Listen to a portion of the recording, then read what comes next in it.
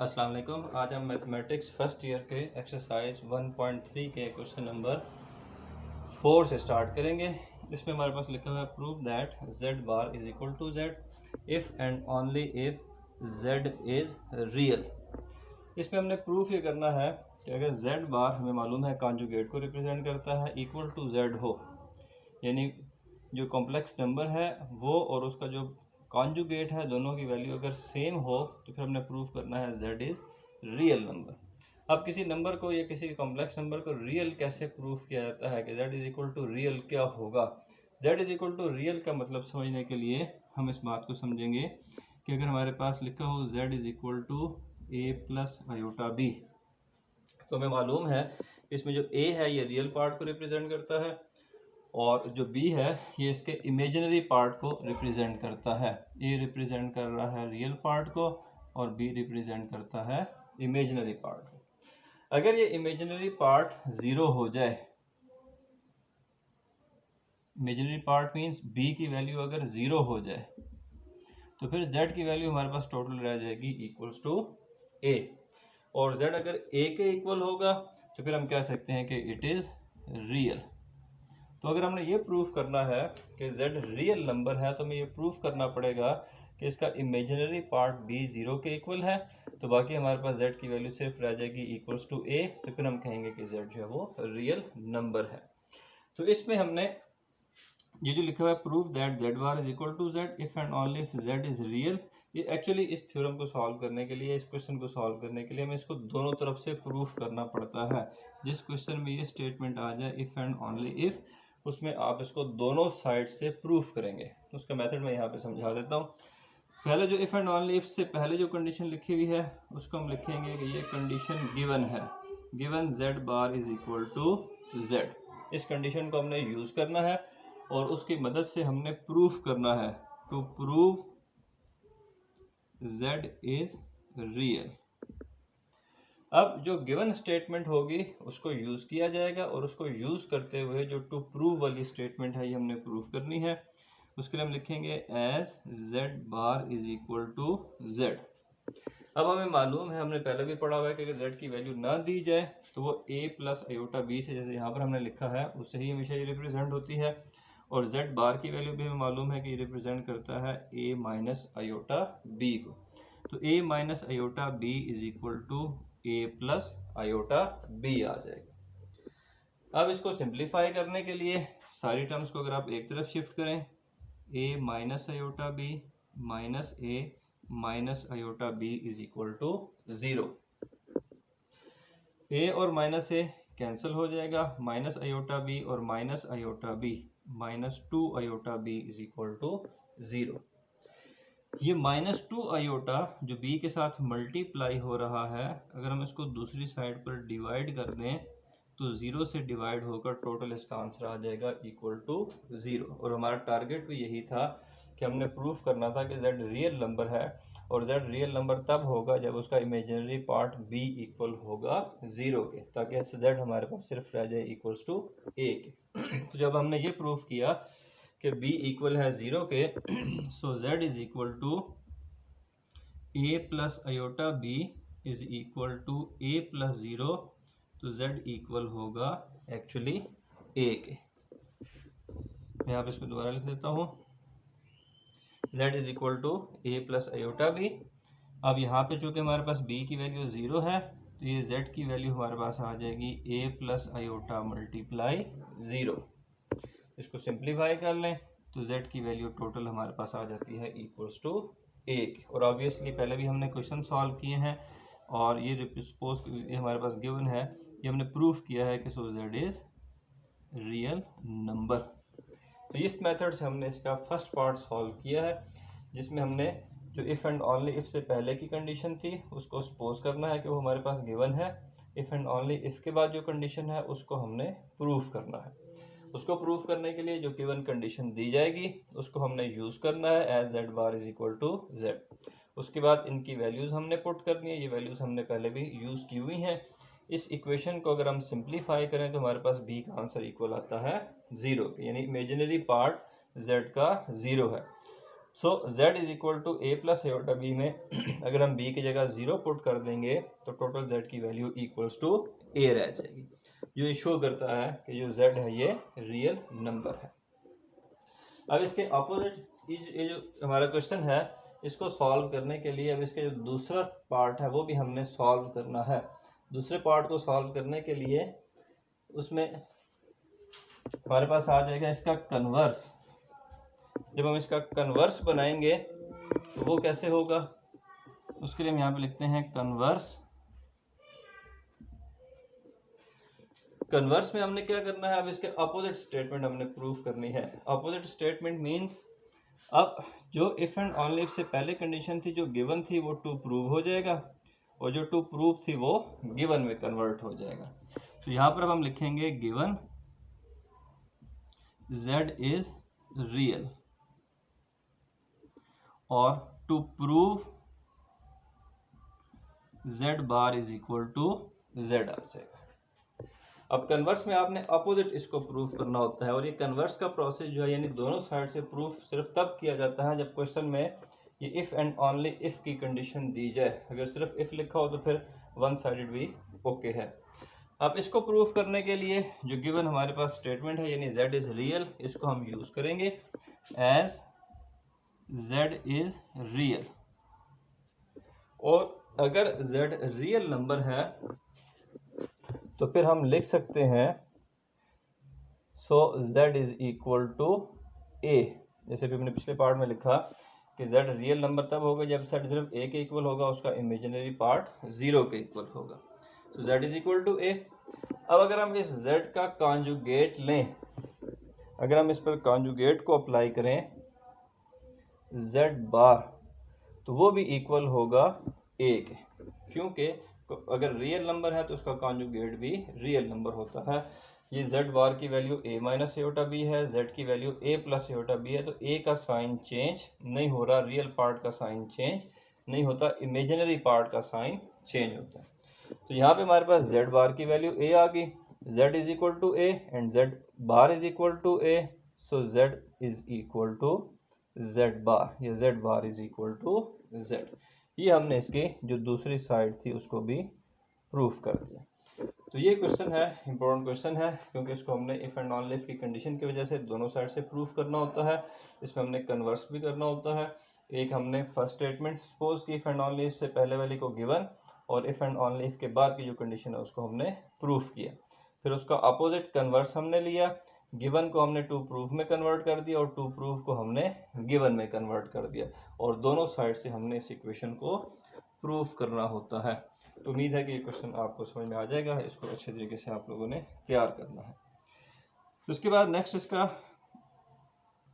Question number 5।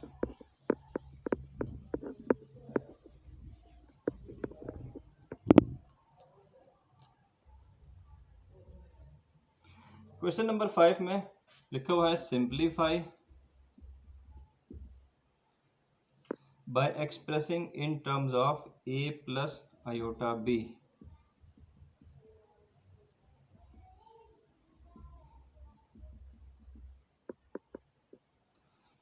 यानी हमारे पास जो कॉम्प्लेक्स जो हमारे पास क्वेश्चन दिया गया है उसको हमने इस तरह से सिंप्लीफाई करना है कि वो आयोटा की फॉर्म में कन्वर्ट हो जाए, कॉम्प्लेक्स नंबर की शेप बन जाए। फर्स्ट पार्ट है इसका 5 plus 2 multiply under root minus 4। अब इसको जब सॉल्व करेंगे तो इसको सॉल्व करने के लिए आपने इसमें a प्लस आयोटा b की शेप लेकर आनी है। एक रियल पार्ट होना चाहिए और एक इमेजिनरी पार्ट, और आयोटा इन्वॉल्व होना चाहिए। और ऑब्वियसली जब अंडर रूट के अंदर माइनस का साइन है तो आयोटा का साइन इसमें इन्वॉल्व होगा। इसको सॉल्व करने के लिए आप इसको लिखेंगे 5 plus 2 multiply under root minus 1 and multiply 4। ये हम पिछले लेक्चर्स में शुरू के स्टार्ट के लेक्चर्स में पढ़ चुके हैं कि अंडर रूट में माइनस का साइन हो तो हम अंडर रूट माइनस 1 की मदद से उसको सेपरेट कर लेते हैं। ये बन जाएगा 5 plus 2 multiply under root minus 1 equals to iota and under root 4 is equal to 2। ये हमने आयोटा की वैल्यू पुट कर दी अंडर रूट माइनस 1। इसको सिंप्लीफाई कर लें तो ये बन जाएगा 5 प्लस 4 आयोटा। ये हमने इसको कन्वर्ट कर दिया इन terms of a plus iota भी। इससे फ़र्क नहीं पड़ता कि आयोटा बी के लेफ्ट साइड पे मल्टीप्लाई हो रहा है या आयोटा बी के राइट साइड पे मल्टीप्लाई हो रहा है, दोनों तरह से ये ठीक लिखा जाता है। तो ये इसका फर्स्ट पार्ट था। इसी तरह से इसका सेकंड और थर्ड पार्ट और फोर्थ पार्ट है, तो मैं इसका फोर्थ पार्ट जो है वो हम यहाँ डिस्कस कर लेते हैं उसको। इसमें हमारे पास लिखा हुआ है 3 डिवाइडेड बाय √6 माइनस √12। इसको जब हम सॉल्व करेंगे तो इसको सॉल्व करने के लिए हमें यहाँ पर जो माइनस का साइन है, सबसे पहले ऑब्वियसली इसको इन टर्म्स ऑफ आयोटा कन्वर्ट करना है और फिर उसके बाद उसको सॉल्व करना है। ये आ जाएगा 3 डिवाइडेड बाय √6 माइनस √-1 और √12 आ जाएगा। अब ये जो -1 है, हम इसकी जगह आयोटा लिख सकते हैं। तो ये हमारे पास बन जाएगा equals to 3 divided by √6 as it is, और आयोटा -1 अंडर रूट आयोटा को रिप्रेजेंट करता है, तो ये बन जाएगा माइनस आयोटा √12 आ जाएगा। √12 को भी आप सिंप्लीफाई कर सकते हैं, लेकिन फिलहाल स्टेज पे हम सिंप्लीफाई नहीं करेंगे, लास्ट में ज़रूरत हुई तो वहाँ पे सिंप्लीफाई कर लेंगे उसको। अब उसके बाद जो हमने पहले पढ़ा हुआ है, बार बार ये रूल अप्लाई होता है कि अगर आयोटा डिनोमिनेटर में होगा तो उसको फिर रैशनलाइज किया जाएगा ताकि डिनोमिनेटर में से वो ख़त्म हो और डिवीजन के बजाय मल्टीप्लिकेशन की शेप में आए। तो हम इसको रैशनलाइज करेंगे। 3 divided by √6 minus iota √12 multiply √6 plus iota √12 divide by √6 plus iota √12। ये हमने इसको मल्टीप्लाई और डिवाइड कर दिया। इसको सिंप्लीफाई कर लें। 3 इन दोनों से मल्टीप्लाई होगा, लेकिन 3 को √6 या √12 से मल्टीप्लाई करें तो कोई ख़ास इम्पैक्ट नहीं पड़ता, इसलिए फ़िलहाल हम 3 को ब्रैकेट से बाहर ही लिखेंगे। डिनोमिनेटर में हमेशा फार्मूला बनता है जब भी रैशनलाइज करेंगे a² माइनस b² का, तो ये आ जाएगा √6 का स्क्वायर और माइनस आयोटा √12 का स्क्वायर आ जाएगा।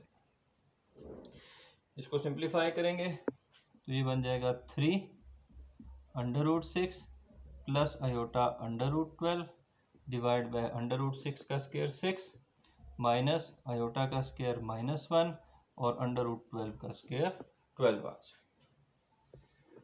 इसको प्लस कर दें तो ये टोटल आपके पास बन जाएगा 3 √6 plus iota √12 divide by 6 plus 12 18 के इक्वल आ जाएगा। ये 18 जो है वो आप 3 से कैंसिल कर सकते हैं।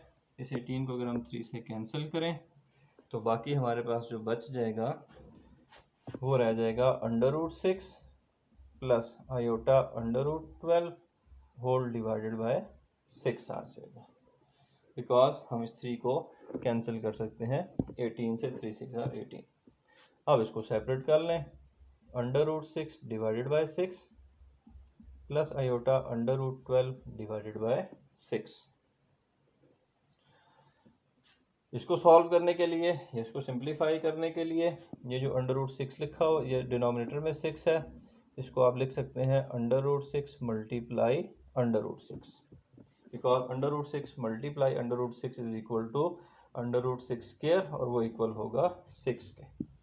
यहाँ पर भी आयोटा √12 को भी आप ब्रेक करके लिख सकते हैं √6 मल्टीप्लाई √2 और ये √6 मल्टीप्लाई √6 आ जाएगा। ये हमने इनको क्योंकि हमने कैंसिल आउट करना है, सिंप्लीफाई करना है, इसलिए हमने डिनोमिनेटर्स के जो दोनों 6 थे उसको √6 2 टाइम मल्टीप्लाई करके लिख दिया, और चूँकि √6 नीचे आना था इसलिए हमने √12 को भी √6 और √2 से मल्टीप्लाई कर दिया। ये टर्म इससे कट जाएगी, ये √6 से कट जाएगा। बाकी यहाँ पर आपके पास बच जाएगा 1 डिवाइडेड बाय √6, यहाँ पर आ जाएगा आयोटा के साथ √2 डिवाइड बाय √6 आ जाएगा। ये √2 डिवाइड बाय √6, इसको भी आप कैंसिल कर सकते हैं। ये 2 1 2 होगा एंड 2 3 6 आ जाएगा। तो टोटल इसका आंसर बनेगा 1 ओवर √6 प्लस आयोटा 1 ओवर √3। ये इसका टोटल आंसर बनता है। बोर्ड के पेपर में भी ये क्वेश्चन कहीं पे शॉर्ट क्वेश्चन के तौर पे किसी साल में आया हुआ है, इसलिए इसके ज़रूर अच्छे से इस क्वेश्चन नंबर 5 के जो पार्ट्स हैं वो ज़रूर देख लें, उसको डिस्कस चेक कर लें कि कैसे सॉल्व करने। तरीका मैं फिर से रिपीट कर दूँ। जब भी सिंप्लीफाई करना होता है in terms of iota B, तो आपके पास ऑब्वियसली अंडर रूट के अंदर माइनस का साइन इन्वॉल्व हो रहा होता है, उसको आपने -1 करके सेपरेट करना होता है। यहाँ पर भी हमने ऐसे ही किया, यहाँ पर भी हमने अंडर रूट -12 को अंडर रूट -1 से सेपरेट कर लिया। इसकी जगह आ जाएगा आयोटा, फिर आयोटा डिनोमिनेटर में आ गया तो हमने उसको रैशनलाइज कर दिया, माइनस का साइन था तो प्लस के साइन के साथ मल्टीप्लाई और डिवाइड कर दिया।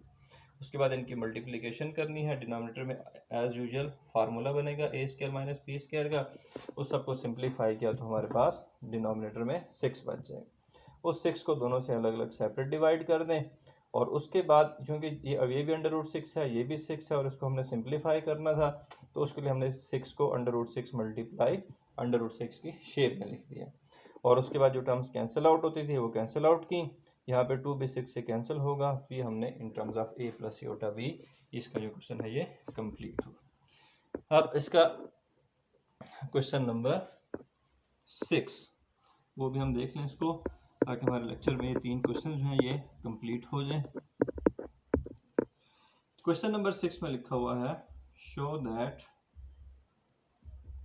For all z belongs to C, first part z square plus z bar square is real number. Show that, ये जो रिवर्स ए है इसको हम पढ़ते हैं for all A, for all complex number belong to C. C represent करता है set of complex numbers को। सेट ऑफ कॉम्प्लेक्स नंबर्स की जो नोटेशन है वो कैपिटल सी से डिनोट की जाती है, यानी z जो है ये कॉम्प्लेक्स नंबर है, और कोई भी कॉम्प्लेक्स नंबर हो, फॉर ऑल मीन्स कोई भी कॉम्प्लेक्स नंबर हो, वो इस कंडीशन को सेटिस्फाई करेगा। कंडीशन क्या है कि अगर हम उस कॉम्प्लेक्स नंबर का स्क्वायर लें प्लस उसके कॉन्जुगेट का स्क्वायर लें, तो उसका टोटल आंसर जो होगा वो इंडिपेंडेंट ऑफ आयोटा होगा, क्योंकि इसका आंसर रियल नंबर प्रूफ करना है। तो इसको सॉल्व करने के लिए हम ये जो एक्सप्रेशन है इसको लिखेंगे z square plus z bar square, और ऑब्वियसली हमें मालूम है कि जब z की वैल्यू नहीं दी होती तो वो स्टैंडर्ड है a प्लस आयोटा b, तो ये आ जाएगा a plus iota b whole square, और z बार की वैल्यू है a minus iota b whole square. अब इन दोनों के हमने स्क्वायर्स के फार्मूले ओपन करने हैं और उसको सिंप्लीफाई करना है। a स्क्वायर ये प्लस का फार्मूला होगा, plus iota square b square, और प्लस 2ab करेंगे तो ये बन जाएगा 2ab iota. Similarly second formula open करेंगे तो ये आ जाएगा a square plus iota square b square minus 2ab iota. अब जो टर्म्स सिंप्लीफाई होती हैं कैंसिल आउट होती हैं कैंसिल करें, जो प्लस होती हैं वो प्लस करें। a square plus a square 2a square iota square b square plus iota square b square 2 iota square b square plus 2ab iota and minus 2ab iota, ये दोनों टर्म्स कैंसिल आउट हो गई। यहाँ पर आप iota square की value put कर सकते हैं, -1 मल्टीप्लाई b स्क्वायर, तो टोटल इसका आंसर आ गया 2a square minus 2b square. अब ये जो हमारे पास इसका लास्ट एक्सप्रेशन आया है इसमें आयोटा इन्वॉल्व नहीं हो रहा, तो ऑब्वियसली ये रियल नंबर होगा, so it is real number. ये हमने इसको प्रूव करना था कि अगर हम इसमें a प्लस आयोटा बी और a माइनस आयोटा बी की वैल्यूज पुट करके इनके स्क्वायर्स को सिंप्लीफाई करें, तो हमारे पास लास्ट में जो एक्सप्रेशन आना चाहिए वो इंडिपेंडेंट ऑफ आयोटा होना चाहिए। इसका सेकंड पार्ट आप लोगों ने खुद ट्राई करना है। आज के लेक्चर में यहीं तक हम करेंगे, फिर नेक्स्ट लेक्चर होगा उसमें हमने इसका क्वेश्चन नंबर 7 जो है वो सॉल्व करना है। टिल देन अल्लाह हाफिज़।